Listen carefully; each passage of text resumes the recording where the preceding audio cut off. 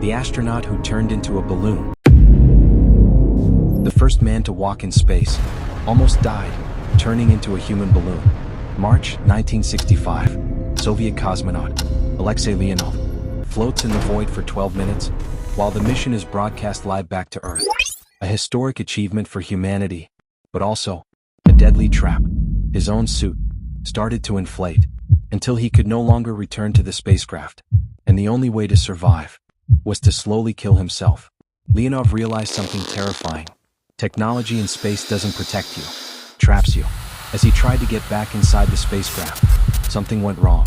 Something the engineers didn't fully calculate. The pressure difference between the inside of the suit and the vacuum of space. Without Earth's atmospheric pressure, the air inside the suit expanded violently. His suit became a rigid balloon, a human statue. He couldn't bend his knees. He couldn't move his arms. His hands were slipping out of the gloves. His feet out of the boots. Space wasn't freezing him. It was inflating him from the inside out until he became too large to fit through the hatch. He was trapped in the void, watching his oxygen run out, knowing the only way back in was to release his own air into space. This wasn't space's fault. It was money, budget, and pride. In the middle of the Cold War, the Soviet Union prioritized propaganda. They cut quality controls. The Berkut suit was never tested in prolonged real conditions. As the suit overinflated, sweat flooded his visor. He couldn't see. His body temperature rose past 40 degrees Celsius. His heart rate approached 190 beats per minute. This was a human being, fighting against his own suit, completely alone. But there was something worse. The airlock was also malfunctioning. If he tried to enter with the inflated suit, he could break it and cause a decompression. That would also kill his crewmate, Pavel Belayev. Without saying a word, without asking permission, Leonov made the most dangerous decision of his life. He reached for a valve on his chest and opened it. He started releasing oxygen directly into the vacuum. He knew exactly what could happen. If he released too much, the pressure in his body would drop below a critical limit. At that point, the fluids in the human body can begin to boil. Nitrogen in the blood would form bubbles. Extreme pain, loss of consciousness, death in seconds. He was trading one death for another. The suit began to deflate, slowly. With the little control he regained, he did the unthinkable. He broke protocol.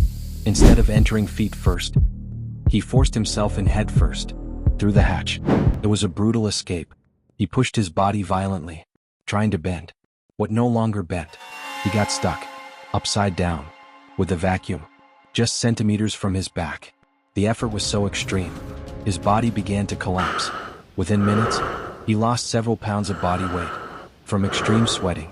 On the edge of passing out, he managed to twist himself inside the narrow tunnel and seal the hatch. At the last second, air returned to the cabin. He had survived, but it wasn't over. During re-entry, the automatic system failed. The capsule drifted more than 2,000 kilometers off course and landed in the Siberian taiga. Minus 30 degrees, deep snow, dense forest. The hatch was blocked by a tree. They had to force it open. They couldn't walk. They were trapped. Mission control in Moscow lost contact with them for hours. When rescue aircraft finally spotted the red capsule among the trees, they faced a devastating logistical problem. The forest was so dense and the snow so deep that no helicopter could land. They couldn't deploy extraction ropes either, because they would get tangled in the treetops. Rescuers were forced to parachute in several kilometers away and slowly make their way on skis.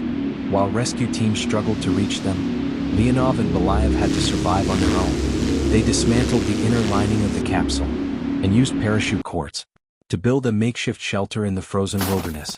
They endured a brutal first night, surviving only on liquid emergency rations and keeping their pistols ready against the constant threat of Siberian wildlife. The next day, when rescuers finally reached them, the situation still didn't improve. There was no way to extract them yet. The entire group had to spend a second night in the forest. They cut down trees by hand to build a stronger wooden shelter and a massive fire to prevent freezing, since their clothes were still wet.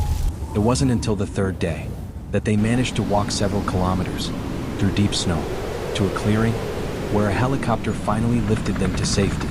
They survived engineering negligence, the physics of vacuum, and the raw brutality of nature. The ordeal of Alexei Leonov exposed the limits of technological arrogance in the space race and forced a radical change. From that day forward, no space agency in the world allowed a human to exit into vacuum without a suit with automatic pressure regulation and redundant life support systems.